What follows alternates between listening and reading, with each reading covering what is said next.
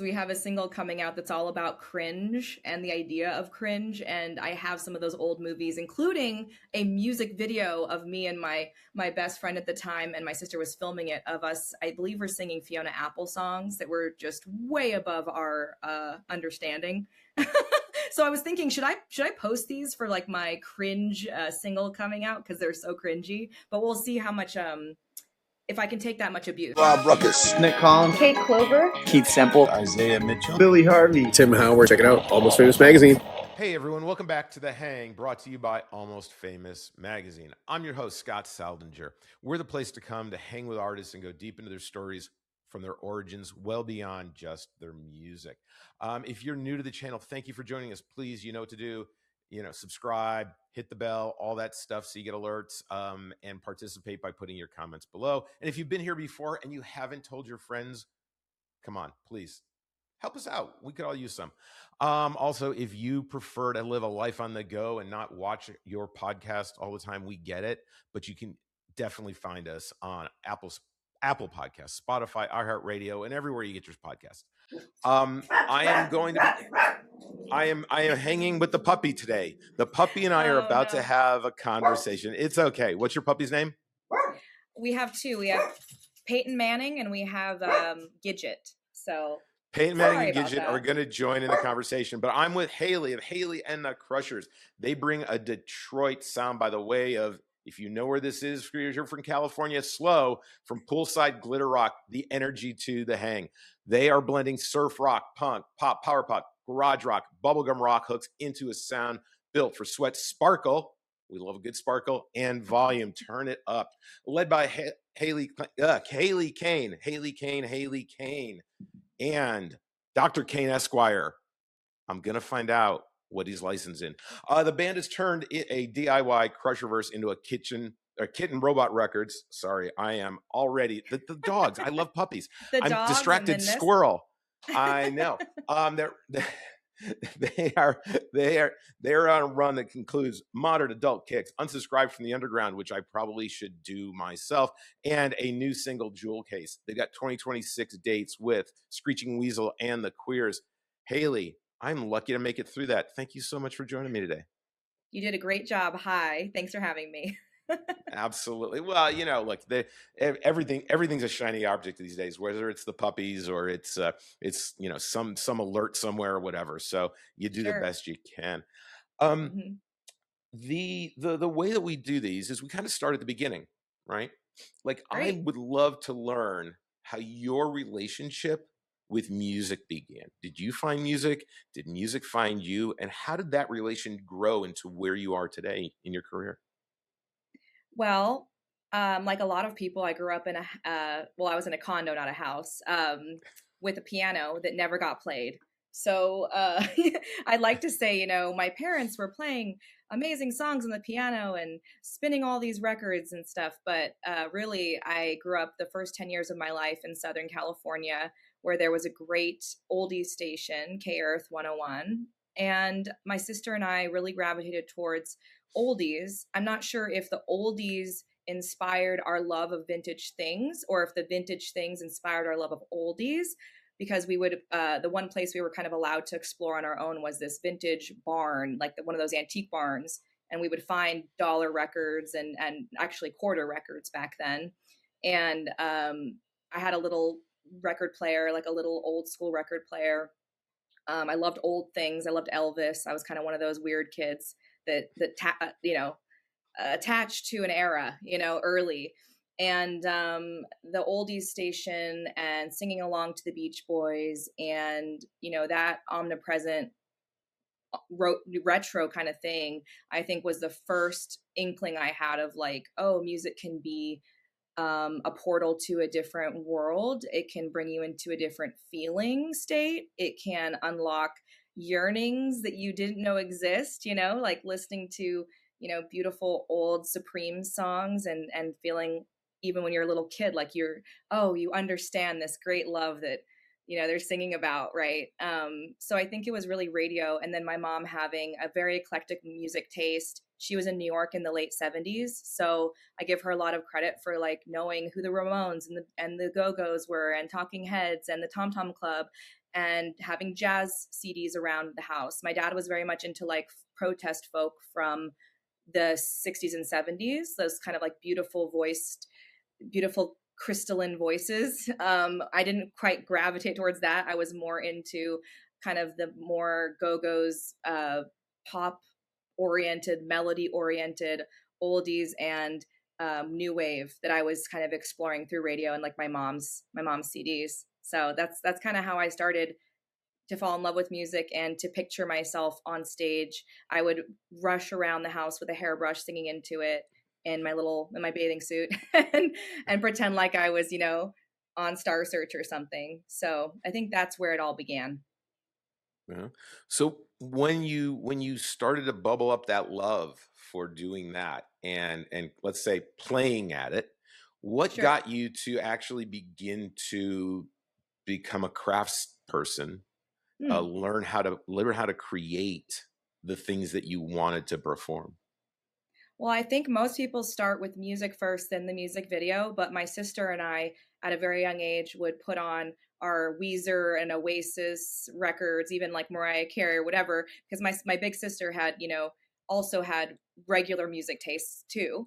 And she was the coolest thing in the world. So she later got me into glam rock and Lou Reed and Rocky Horror Picture Show. But at the time, like the first kind of doing something musical was making music videos as a kid with my big sister. We have all these great home movies of us singing along to, Weezer's Blue Album and pretending like we were in these bands. And so I think it's kind of funny that happened first and that we continue to make DIY music videos. But I was always a writer. I always processed my feelings through writing and journaling. So when I was about 9 years old, that's when I decided I wanted to play guitar. I got a nylon string classical guitar from, I believe my dad took me to buy that. And I, went into guitar lessons and started learning finger picking and had this really well-meaning hippie guitar teacher who was teaching me, Bob Dylan songs and Beatles songs. And of course, these are all things that you want in like your well-rounded musical education. And I knew about, some of this stuff through the oldies radio, but it was definitely like more of the, poetic ballad type music. And it wasn't long before I found punk rock and I was asking my guitar teacher to teach me Ramones and Screeching Weasel songs and really songs you can just learn by ear if you just play them enough times. So I like to say that I apologize to my first guitar teacher for that. But just translating my world, my emotions into music through writing and learning guitar. So once I got on that track of learning guitar, I was off, I had my portal, I had my instrument to get to that new world. And I had the skills I was building upon to like take that wherever I wanted to go, Do you remember your first song? Did it ever make it to a state of being finished and recorded and finding the home that you wanted it to? What's so strange about my upbringing is my parents were freelance for Mattel, and they had tons of computers around because they worked from home. We ended up moving from Southern California up to San Luis Obispo when I was about 9 or 10. And we were very isolated on this hill, but they had a trailer they would go to, and it was filled with computers and stuff. So my dad was very much like the computer guy. So he set up a small, like, not a fancy recording situation at all, but he set up just like a basic recording situation in my walk-in closet with like a small little mixer and just like it was like Mac 96 or something, clunky, desktop computer. And I would sit there and record and re-record and layer and learn the basics of just kind of recording myself. And I believe the first song I wrote was this like wistful song about my boyfriend at the time. And, I'm sure I wrote something before this, but the one I remember is this like 8th grade boyfriend and writing about how I loved that he played guitar and that I wanted to, I basically wanted to be him, but I only know that now, like looking back, because the whole thing was about how cool he was and he had this cool guitar and he played electric guitar. So it was probably some super embarrassing song about him. But like I said, when you translate from journaling and processing feelings through music and you start writing the music, you know, the first thing you're going to do is like take all those emotions and just like put them into songs. Whereas now I write from a more universal standpoint. You know, it's not all about me. It's about universal emotions. So I never want to hear it. I never want to hear these songs, the early songs. I don't know where they are. Don't. I have no idea. I was gonna ask. I was gonna ask if they got archived somewhere along with those videos that you and your sister made, and are they gonna end up on your band YouTube channel just for people to get to know you and take a dive into your past? That would be cool. It's funny you say that because we have a single coming out that's all about cringe and the idea of cringe, and I have some of those old movies, including a music video of me and my best friend at the time, and my sister was filming it, of us, I believe we're singing Fiona Apple songs that were just way above our understanding. So I was thinking, should I post these for like my cringe single coming out, because they're so cringy, but we'll see how much if I can take that much abuse. I don't know. Like cringe, we're all cringy in our own ways, right? And I try to be free, and I think to be cringe is to be free. But yeah, you got to be careful with some of that old content getting out, leaking. We did at one time live in a world where people didn't know what we did 24/7, 365, and we could actually have some privacy, right? I know, right? I think though that, it would, depending on how you see it, is it cringe or is it just authenticity? Because here I am. This is me. This is who I've been, my evolution, and take me or not, but I am who I am. So maybe we'll see that in the music video. Right. We'll see. So let me ask you this. How long have you been in the Detroit area, and how has that impacted your music? Because Detroit, I mean, what is it? Kiss wrote, is it Detroit City Rocks? Is it, what's the title of the Detroit Kiss's song? Rock City. I mean, Detroit Rock City. Sorry. Yeah. I'm being, but how is being in such a great music city impacted you and your creativity? I mean, it's incredible. It's everything. I'm a lifelong California person, and my husband is from Colorado and lived almost more years in California than he did in Colorado. So I think you don't know what kind of water you're swimming in until you go to another pool. And I think it's very confrontational to make, a city going from a sleepy beach town to a vibrant, interesting, dynamic city like Detroit that has such a rich history of music and just upheaval and drama. It's like it's confrontational in the best way, because I think, one, it shows you how much, like, it showed us how Californian we are in our spirit and some of our, energy that we bring to music, and the sunny, even on the most serious songs or songs I feel are going to be edgy, it's still sunny, and that comes from some deeper place in me that is probably because I'm from like 4 generations of California people, or West Coast. But when you get to a city like Detroit, where, it couldn't be more opposite, there's just so many layers to or to reveal, and we're still revealing the layers of the city, both, socially, socioeconomically, the architecture, the art, the history of this city, and it all, I think, goes back into the music. So we've been here about 4 years, although we do spend a good chunk of the year on the West Coast. So I do, preface that by saying we're wimps. Maybe we're snowbirds. I don't really know, but we make the excuse. We go to the West to see our family in the winter. And we do have some of the winter here, but, the Iggy Pop, MC5, these bands still exist and live and breathe today. Like, this music, I mean, still lives and breathes today in Detroit. And it's a very, like, loud scene, and it's a very, like, eclectic scene, and wildly diverse. So we love that. So how was it, moving up there and kind of getting involved in the scene? Because you're absolutely right. Your music, much more sunny, shiny, glittery than cold, frigid, snowbound people in the winter, right? So you come into Detroit and you're like literally there to melt the snow, and to bring joy to people.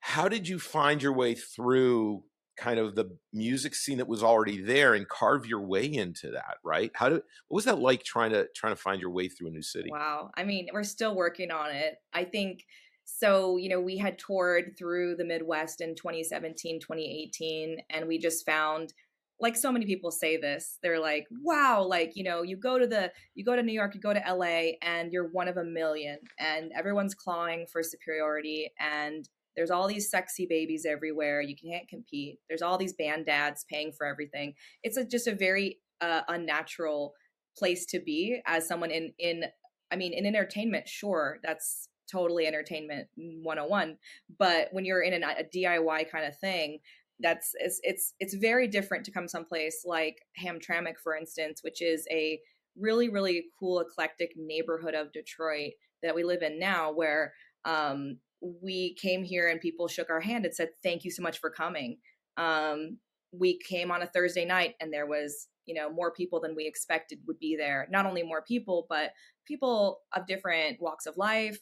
Certainly like an older range of people. We noticed like people here, a lot of people will move to Detroit to pursue art like they would settle down and have kids, but they move here like we moved here because it's for a lot of reasons, but it's a lot cheaper. You're able to really chase your dreams. So I meet people all the time that are like late 30s, early 40s, my age range, that don't have kids. They're here to make art. They're very much involved. It's serious for them. They care about the music and the arts community here. And that was like, whew, that was amazing to see. I'd never really, I know that there's other places that we've toured that I thought were charming or nice or whatever, but there was something about Detroit and Hamtramck in general that felt like, oh my gosh, this is a place where not only could we like roll up our sleeves and build something because it's accessible to us financially, but there's also this sense of, if you can make it here, if you can stand on your own 2 feet and present yourself confidently, like there is a place for you in Detroit. They're not going to coddle you, and you're not going to be ushered in and welcomed in a way where it's like there's a welcome wagon or something. That's not really how it went for us. Certainly not. But we gave before we took. We went to as many shows as we possibly could. We tried to support where we could, and I think that's the best advice I could give any musician or artist that wants to kind of transplant scenes. It's like you need to be giving and supporting and learning about the environment before you come in and just say, hey, we're from California, we're here to shake things up and shoot some glitter balls. Like that's not going to go well. Okay. So I'm glad we didn't do that, but I'm sure there's still people that are like, oh, these California jerks coming in and they think they're so cool. But in reality, we're really just very loud goofs. We're dorks. We're goofs. Well, let's talk about the dorks and the goofs. Okay. Let's have a conversation about that. The music. Your latest single is Jewel Case. Tell me the story about how Jewel Case come about. Okay. Well, Jewel Case is a song that is 10 years old. I wrote it in 2016. It was one of the first songs I wrote for this band, Hayley and the Crushers. And it was a song about really referencing a time in my life in my 20s when I went out with a friend of mine who got completely shit-faced. Or I don't know if I can cuss on this podcast, but you can say whatever the fuck you want. Toe up from the flow up, just really 2 sheets to the wind. I don't know, tied one on. She had to be rushed to the hospital. I ended up spending the night in the hospital with her. We were at a concert and we're supposed to have a good, fun time. And the song is about, when somebody is going off the rails, witnessing that. And it's also about, at the time I was very like party girl. I was out of control in my own ways. And so the song is sort of like this wink. It's like a party anthem, but it's a cautionary party anthem. The repeating line is like, you're a head case and you're not going to fool me with all the white lines all over your jewel case. And you can take that as you will. Like, this is a song about, stopping and thinking about where you're at. And if you're going to cross that, once you cross that line with party times, it becomes cute to not cute. And I'm sure you know that. And as we age and we, move on in life, we realize, wow, the people that never gave that lifestyle up, they're dead or they're not doing so great now. Right. So to recut it now, 10 years later was like, this is amazing. Cause I'm sober now. I'm 3 years. Yeah. 3 years off alcohol. And I feel like, yeah, I took my own advice at a time when I needed to. Yeah. Well, no, and it's definitely for those kids out there who yearn for the CD heyday. The same jewel case, different application. Yeah. So for those watching us who aren't familiar with the band, you've had what, 3? Is it 3 albums? Correct me when I'm wrong, but 3 is it 3 albums, right? 3, probably 4, how many albums? Yeah, a few. Yeah. If I'm just watching this today, and I'm going to of course go out and check out Jewel Case. There'll be links below to find all their music. I look at music and getting into an artist kind of like sitting down for a great meal, right? And you want to start with an appetizer that really sets the table, right? It makes you yearn for that main course, and then move through the. So in your catalog of music, if someone was going to just pop in today, give me 2 or 3 songs that you feel are that best appetizer to get them to the rest of the catalog, to listen to everything. Because sadly, in my opinion, we don't listen to music the way we used to. We don't drop a needle at the beginning of a record and wait till it to end. So I'm always interested in how an artist feels about like the 2 or 3 songs that they're like, you got to hear these, and they're gonna draw you in and hook you for our band. Right. I think it's always, for me, when I'm listening to another artist, it's that and this probably is not unique, but it's that transition between being the baby band to being kind of like the teenager band, where they've done their first album, it's kind of crappy. They got the second album, they're getting the fuel, is happening. And then by the third, usually they're like figuring out their sound, but they haven't become self-conscious of that sound yet. And for us, I believe that release is Vintage Millennial, which came out in 2020. I think that would be a great place to start. I think like the entire album actually is a great place to start. That's when we moved from, recording with a friend to recording in a warehouse in Oakland with a, really great underground producer who is very talented, but also it's recorded in a warehouse and it kind of feels like it. And we're still a garage band, and we're using things like Glockenspiel. We are doing that, which is something we continue to do, is like kind of add these surprising, like shimmery elements to our music, but it still feels rough. Like, it still feels like you're in the garage with us.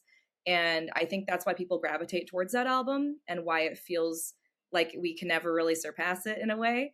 So I would just say that entire album pretty much. But I will preface that with, if you did get unsubscribed from the underground on vinyl, we decided to put some of these older songs, very like surf punky kind of songs, on the album as a exclusive vinyl kind of gift to the people that bought the vinyl.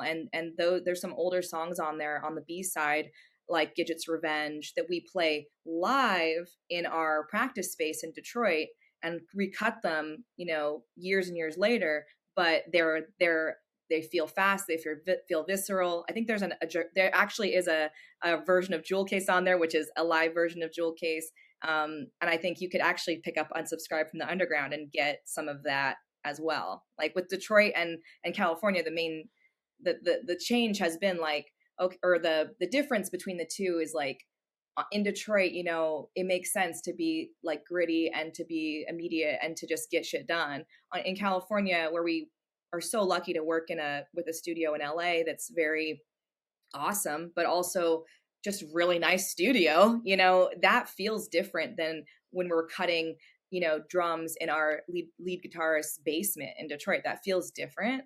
So now I would hope that our music is like this happy marriage of the two. And I feel like this next, album we're coming out with, and these singles that are coming out like Jewel Case, I hope they represent those two parts coming together.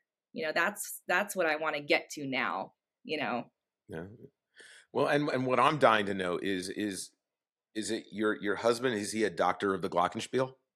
He Is that rocks his out. official doctor He of Glockenspiel? he rocks out with his Glock out. I should ask him that because he still won't tell me what he's a doctor of. I mean, some people say he's a doctor of love. Um, Podiatry has been thrown out there.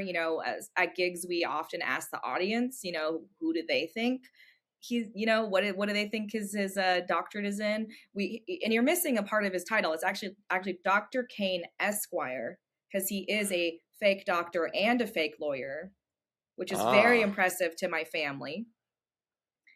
So well, yeah, I mean, dual degreed, right? I mean, very impressive. He, to get that much education. right. I know. And to, be so prolific and to play bass and to be a Chihuahua dad. I don't know how he does it. I don't know how Dr. Cain does it. He's an I think enigma. you caught yourself a good one. Don't let him go, because you also don't want to lose the Glockenspiel. And it's funny because, I mean, I don't know, in the last year, you might be only the third artist, and I do a fair number of like punk and garage rock episodes and stuff, but like Glockenspiel in like punk is like out there.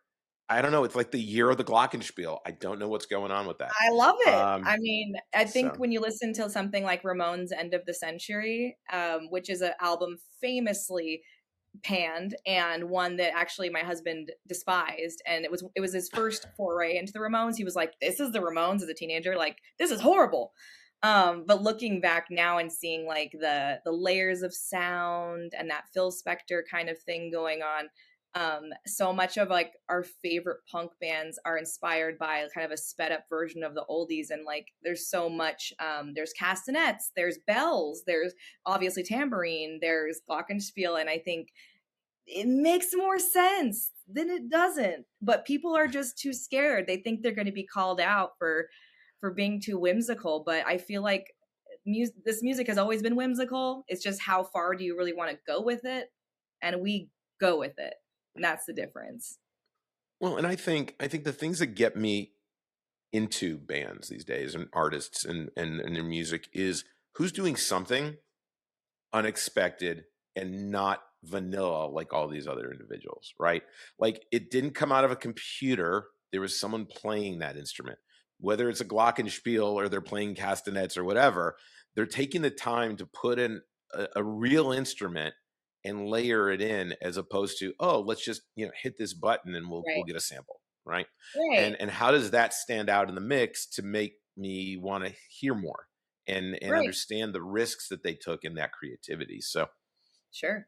yeah, Totally. that's what gets me every time about a band. Um, Tell me about, if you've had one, just an aha, I've arrived moment. Has there been something that's happened in your musical journey where it just suddenly everything fell into place and you're like, I'm exactly where I should be in the right place at the right time for me? That's such a lovely question. I don't think we ask musicians that enough. It's more like, or at least we don't ask ourselves that. It's more like, where do I want to go? Who do I want to be? What do I want to work on? And who with? And we get into this striving state. So I think it's really nice that you would even ask that, especially if someone as small as myself. I mean, our band is still relatively, it's off the radar for a lot of people. But I think, touring with Screeching Weasel, we've done about 18 shows with them so far. And, these shows have ranged from a couple hundred people to about 1,000 people, which I remember the first time, speaking of your question, the first time I realized, oh my gosh, we could get 80 people to come to a club in a town that we don't live near. And that was Portland. I remember pre-pandemic just working my butt off for those numbers, wanting to make flyers and send them to the venue and make, really put together a show that just is like, that makes sense from start to finish, and getting all the bands to join on, and really like taking ownership of those shows and being like so proud. Like the 80 people mark, that for me was like, oh, I've made it. I can bring 80 people to a club. But with the Screeching Weasel opportunity, we understand that we're borrowing an audience that is like, they've been primed to like us, and perhaps maybe that they don't like us because, that's also fun to hate on the opener. It's like a tried and true tradition to hate on the opener, right? So, but being on these tours and experiencing a next level of craftsmanship. And for instance, Ben, the lead singer of Screeching Weasel, has been a proponent of me using in-ears for years, and I finally started using in-ears, and now I can't imagine not having them. And just stepping into a larger stage and saying, how do we make this show but for a larger audience? A lot of bands, or some bands, would kind of shrink or kind of implode or freak out, and for us it's been like, no, we actually work better on a bigger stage. Like, we've been theatrical this whole time, we've been campy this whole time, we make big movements and we do big crazy things on stage. So it's been like, we do feel like the moment has met us in some ways, although we understand that this is all just an opportunity we've been so grateful to have. And like, this is not our audience necessarily, we're borrowing it. But that has been just like the biggest eye-opening experience. And to see how in particular, we call them punk dads and their cool daughters. That's our demographic. And how many of especially that kind of audience has been at these Weasel shows, and that we've kind of ushered them into our Crusherverse, and how cool that is, that it's like cool, weird old punk dads and they're like adorable daughters that are like playing guitar or wanting to learn how to make music. And I think that to me is like, oh, we made it. Like, that's super, super cool. All right, you got the hair on the back of my neck is standing up, because my brother, and they're in Rochester, New York, and his daughter, I built her record collection, and like, I've gone nuts, right? And then like just a week or so ago, they went to see the Toasters, and she met Buck, and she loved the show, right? And when you talk about punk dads and their daughters and stuff, and having watched parents bring their kids to punk rock bowling for years, and see that, I can begin to imagine what that means to you to have that feeling. You mentioned something about being the opener. I'm in the Dallas area, and Kate Clover was playing here, and I love her. Trust me, I love me a Kate Clover. She is amazing, and she's there are places she's going to go that she can't even see on the path right now, in my opinion. But when you talk about people hating on the opener and whatnot, I wonder if you've had this experience. I was standing there with her. It was about 4 months after she'd been on the podcast, actually, and she's playing a small opening up here in Dallas. And we're standing there at the bar having a drink, just talking. And this guy comes walking out, and the headliner's on. And he's like, oh my God, I didn't know who you were 3 days ago. You guys owned it, and I loved it. And it was a beautiful moment to see her in that. Have you had moments like that where you're like, yeah, people are supposed to hate on the opener, but oh my God, we converted their souls?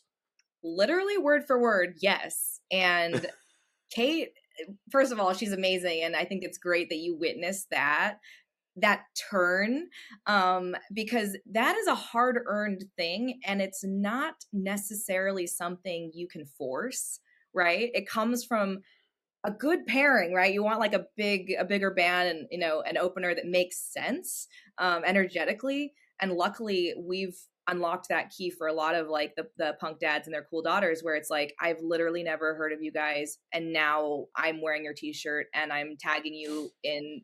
I do these like lyric doodles with my guitar pick, and I just got an image, a DM from a dad who was like, oh, like the Bad Girls lyrics are in my daughter's room. Here's a picture of, where it is on her, her windowsill. And that is like the coolest thing ever. I mean, it's everything. Yeah, of course. Yeah. I mean, yeah. And I will never, ever, ever get tired of that. I mean, I get tired of doing a lot of things musically, including playing old songs you played forever. Oh my gosh. Like it makes me sometimes feel like I'm chewing cardboard. But I just know that at least the audience is getting something out of it. But like that moment, oh my gosh, I'll never get over that. It's the best. It's the best thing. You turn the audience. Yeah. Perhaps there's a new song in that somewhere. The new song about the ones you hate anymore. The title of the song is "Chewing Cardboard." Um, Yeah. And it's like there's something so poetic about that, because you spend so many years wanting to get to a point where you might look out and see one person or two people singing your songs word for word and hearing, like, knowing the lyrics or something. But to get to that point, you have to chew cardboard, literally. Like, you have to, like, play that song until you want to shoot it dead, take it behind the barn, get rid of it. And yet it's the first time that person's heard it. So you have to have that removal of your own ego and your own, like, I don't know, your own sanity. You have to remove your own sanity and just go, this is the first time that this kid has heard this song, so I'm going to play my heart out and give it to them. yeah, and That's the rub. I remember a Billy Joel interview once where he was talking about there were some songs that he was just like, I can't get rid of these kids. Like, he didn't want to sing Honesty anymore in concert. And he and his bandmates would just make up alternative lyrics. So he'd look over to his drummer, and his drummer singing something totally not the song, probably completely inappropriate off mic, while they're just having to slog through it because he had to do it. Because Sure. the fans are going to be upset, So I can totally understand. People find ways around it. Like the Queers, I've noticed, like, they don't have a set list. And I know, they've been touring for forever, since like time began, basically. At least Joe has been, with his different incarnations of the band. But like, you can spice it up by mixing songs around and kind of going, oh, we're gonna play this now, we're gonna play that now. Like, there's ways you can kind of like juice it up for yourself and spice it up. But in general, it's just kind of always going to be one of those, that's part of the job, is repeating yourself over and over again. Yeah, for sure. And look, I mean, nowadays people are recreating their creations, and finding a different audience. So you never know. You never know. Maybe, maybe it won't be so cardboard-esque in a few years, and you revisit some of those with a different perspective. Who knows? Sure. I can't predict the future. I can't And I don't figure out mean what to I'm be having for ungrateful. breakfast I mean, tomorrow. No. Every artist worth their salt, I feel like they feel that way. Will they actually admit it? I'm not sure. But there, each performance is ephemeral. It's there and then it's gone. And there is something special about each show. I mean, that is what keeps you going, is knowing that each show is so one of one. The song you may have played a million times, but it's still one of one. It's still unique. Like the live performance of it is always fresh. I have to at least say that, because I'm like, oh my gosh, it's going to come back and bite me.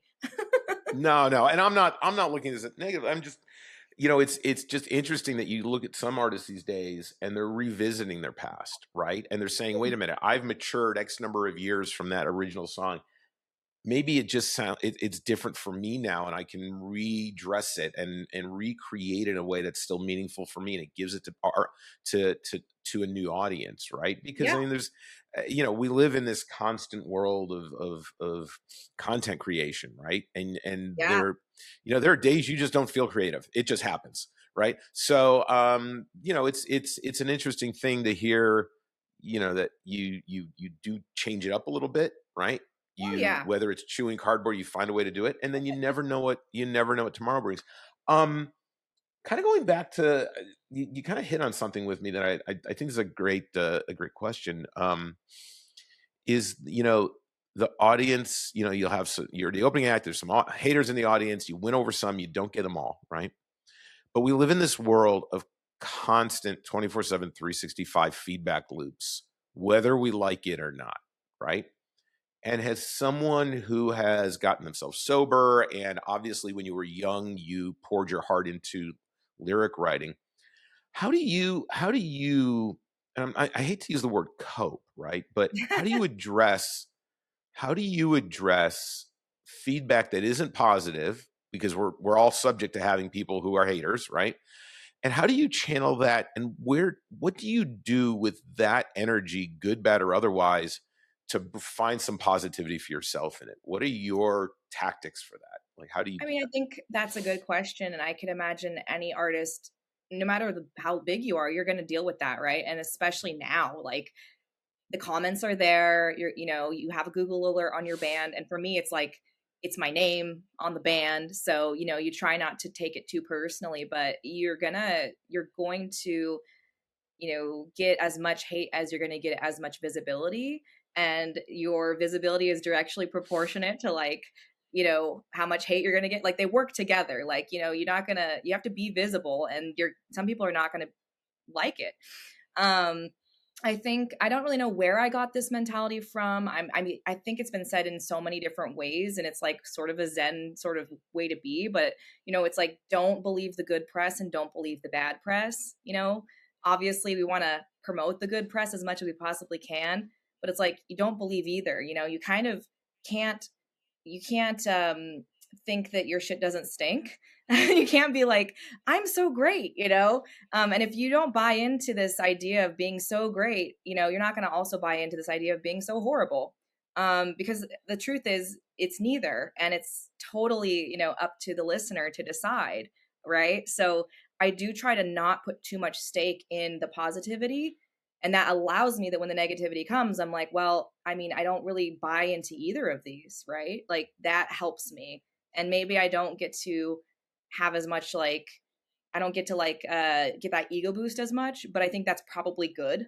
And like staying grounded in the idea that, what is the quote? It's like, the reward for good work is more work. I think that was Andy Warhol that said that. Like you make work, you put it out, and you go to work. And I don't mean that in a workaholism kind of way. And I've dealt with that over the years, like slowing down and appreciating good moments when they come. But I think that the reward is not from the external world.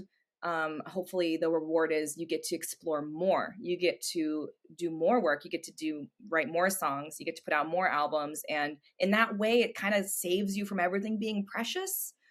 So that's how I kind of protect myself. But to be fair, I mean, I don't know if this is because we're not big enough, but we haven't gotten a crazy amount of hate yet. If anything, I think being ignored is kind of more the jam. But I think, because we are a very, like, we're kind of eclectic in that way that like early LA punk is, where it's like, what is it? What genre is this? I know Kate Clover knows all about that because she's very, I think she's very influenced by early LA punk as well. It's like, we are for the record store nerd. So that guy likes us, but the people buying the records in the record store may just kind of skip over it. And we've kind of come to terms with this idea of like being for a small select group of like really cool people is like awesome. And we should not, turn our back on that and try to just go mainstream or something, because, that's going to be a hollow win for sure. Well, and staying true for yourself. And I think true to yourself is so important. But I think also, I mean, and I forget who said it, was, as long as they spell your name correctly, right? It does. And they never do. Screeching Weasel has a great like clause in their rider. It's like they, it's worth so much money if you spell their name wrong on the marquee. And that's, I want to start doing that, because I have two Y's in my name, like Hayley Mills. And the only reason I put my name on this stupid thing was I knew I couldn't chicken out if I put my name on it. Because I wanted to start a new project that I couldn't chicken out on. So I had to put my name on it, which now I'm like, oh man. But like I said, I do try to like distance myself from any of the publicity, which I think will shock people because I'm good at marketing and I am not shy to tell people the good press. I'll tell them all day long.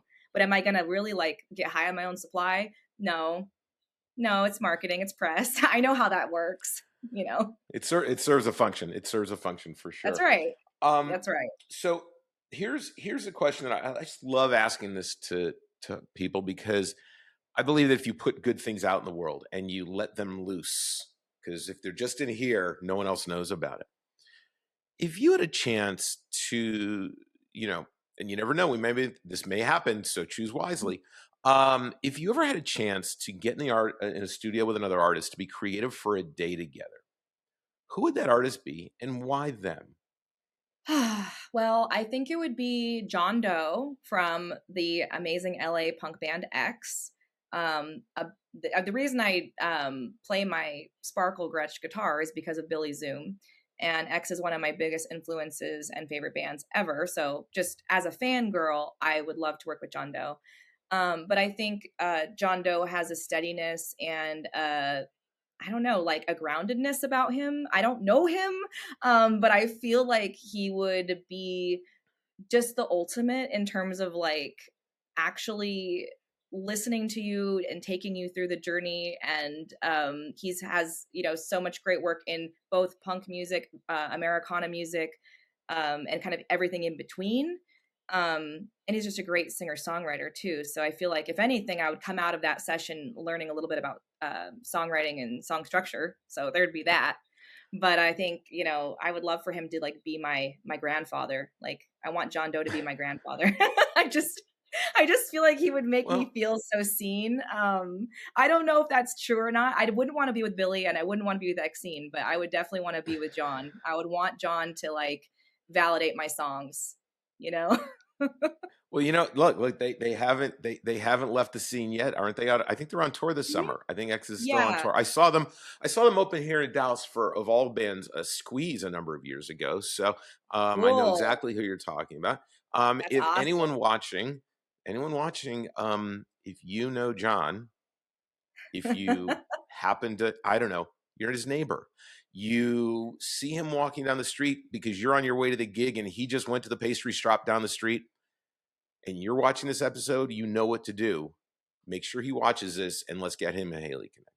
Let's Hell yeah. Like, come on, John. I'm sorry I said grandfather. How about father? I don't know. How about, you know what? How about just a cool ass musician to get in the studio with? I think that will suffice. All of the links for your music, to find you, get in touch with you, all that stuff's going to be in the description below. I am a true believer in that you buy music, you support an artist, you purchase. I don't care if it's the album, the ticket, the merch, you support artists you love. We're going to have all of that down below. I'm probably going to be purchasing an album to have you send to my niece any day now, because her collection, my goal in life is just so that she has the largest record collection of anyone in the freshman dorm when she goes to college, and we're well on our way, especially all of her autographed ones. So we'll work on that. That's so cool. But everybody go support. The links to some, they've got some upcoming shows. They're on tour, you name it, go support this band like you should any artist that you appreciate the craft that they give you, because art is not free. Full stop. When you're not making your own music, maybe you're out walking the puppies. Maybe you're at the gym. Maybe you're just trying to relax. Other than maybe listening to Kate Clover, because I know that when I go to the gym and I put on Kate Clover. Who are 2 or 3 artists that you're listening to that fulfill you? Let's see. So I'm just very ADHD. So I've been known to kind of pop around here and pop around there. And like, I am so bad about listening to whole albums now. I don't know if that's just because of the way the world is these days. But I would say, White Reaper, I really like their album, You Deserve Love. I return to it a lot lately, especially when I need like a little bit of a like a boost, you know. There's a band out of Austin you might know. They're called not Garbage. I was gonna say Garbage Bag. It's Grocery Bag. Have you heard of them? It rings Grocery a bell. Bag? I believe they're out of Austin. Maybe I'm wrong. I know they played the Psych Festival recently. But I've been really digging their music, which is I'm not always into like super jammy stuff. But I'm very into their riffs and their kind of throwback. They kind of have like a 70s thing going on, but very modern too. And I really like the vocals. The vocalist is fantastic and just feels really real. So I don't know. Those are a couple that I've been listening to, but if when I'm actually just trying to like work or go to the gym or whatever, it's embarrassing because I listen mostly to like 1960s exotica from like Martin Denny or something, and it's like so hard to tell people that because they're disappointed. And people are like, "Yeah, I put on death metal so I can lift harder," you know. Right? Yeah, I'm like, it's yeah. I mean, I'm pretty eclectic, but I'm also very shiny object, and I just kind of ping around. So. Those are Well, two at least that I've been into that I think are delightful for anybody. Like, go listen to those artists. oh, and look, I mad respect, because if you do have ADHD, it's hard to really spend your time with like Fish or the Grateful Dead, or even, even a half an album from Yes. So I get it. It goes on for my ex-wife. I took her to see Yes once, and she goes, they played one song. I go, we were there for 2.5 hours. What do you mean one song? So I totally, Oh, I totally prog rock. get it. There's certain genres, yeah, like I cannot metabolize that. I will freak out, basically. Yeah. You're like, there are more than 3 chords. It should have been done by now. I'm tapping out Yeah. Oh, I have on one this more. song. Actually, I do have another artist I should mention, which is Taxi Girls. The reason I forgot about them is they had a pretty long period in between their last 2 singles. So I was like, they just put out a new single. They're from Montreal. They are a kind of a super group of musicians. Some of them were in the band Pale Lips, which was a fantastic band. It was very garage rock influenced, but they just have a single that came out recently. It's really good. Taxi Girls. So check those guys out. They're awesome. Or gals. And let's be honest. Canada produces some great fucking musicians. Oh my God. Canada rocks. Yeah. Yeah. It's not just Rush, everybody. It's not just Neil Young. There are more artists up there. I'm a huge Sloan fan, so there's a lot to listen to. Oh yeah, and I know Canada. Taxi Girls are. I think Jamie from Taxi Girls got me into Sloan, actually, because I don't know. There's like an ignorance there sometimes of like Canadian music where there might be some blind spots. I'm still learning, but I live so close to Canada now. I have no excuse. Like, I have to know these things. Well, that's okay. And whenever I have a Canadian on, I give them a test to see who their favorite musicians are, and they're not allowed to name the ones that are legally obligated, like no Bryan Adams. But so, Hayley, this has been great. Everybody, again, all the links are going to be down in the description below. Support Hayley and the Crushers. Go to their show, get crushed, form a crush, support the band, see them on the road, and just be good to them. They deserve it. They've earned it. Plus, they live in Detroit now. They can probably kick ass too in an alleyway. Just saying. So, support Hayley and the Crushers. Hayley, this has been a lot of fun. I really appreciate you making time to get together with me. We could probably talk for hours if we were sitting there having a hot tea. So, I think when the next album comes around, we do this again. We'll get the doctor on with us.